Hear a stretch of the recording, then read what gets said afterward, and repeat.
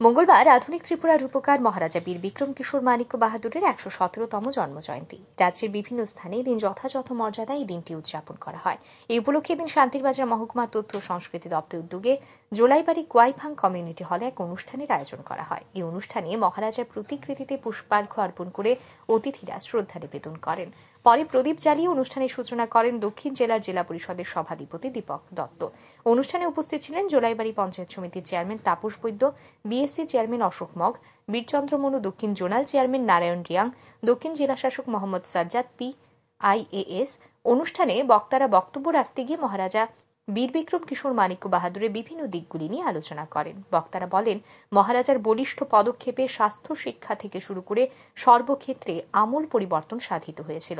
বিমানবন্দর থেকে শুরু করে হাসপাতাল সর্বত্রই বিভিন্ন উন্নয়নমূলক কাজ করেন তিনি। সবাই জানি যে আমাদের এই রাজ্যের যিনি রাজা ছিলেন 1908 সালে আজকের দিনে যিনি জন্মগ্রহণ করেছিলেন 19 অগাস্ট, এবং 1923 থেকে 1947 সাল পর্যন্ত তিনি এই রাজ্যের রাজা ছিলেন।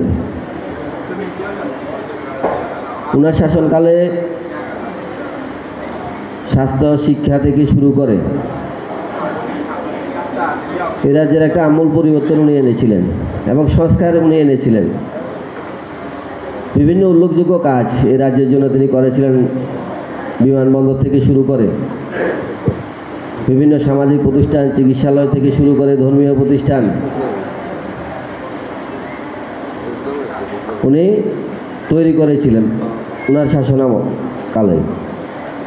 এবং ওনার শাসনকালে উনি সারা রাজ্যের মধ্যে একটা সমস্ত জাতির মধ্যে, সমস্ত ধর্মের লোকদের মধ্যে একটা ভ্রাতৃত্ব বন্ধন উনি গড়ে তুলেছিলেন। আমরা আরও জানি উনি প্রজাদরদী রাজা ছিলেন। প্রজাদের সুখে দুঃখে সবসময় উনি পাশে থাকতেন। তো এমন একজন। এদিকে মহারাজা বীর বিক্রম কিশোর মানিক্য বাহাদুরের ১১৭তম জন্মবার্ষিকী উদযাপন উপলক্ষে মঙ্গলবার মনু বিধানসভা কেন্দ্রের অন্তর্গত কলাছড়া প্রাথমিক স্বাস্থ্য কেন্দ্রের চিকিৎসাধীন রোগীদের মধ্যে ফল ও মিষ্টি বিতরণ করা হয়। মনু মণ্ডলে জনজাতি মোর্চার উদ্যোগে আয়োজিত হয় এই কর্মসূচিতে উপস্থিত ছিলেন বিজেপির মনু মণ্ডল সভাপতি বিপুল ভৌমিক, জনজাতি মোর্চার মণ্ডল সভাপতি কাতাল ধন ত্রিপুরা সহ অন্যান্য নেতৃবৃন্দ। Bureau report, RE news.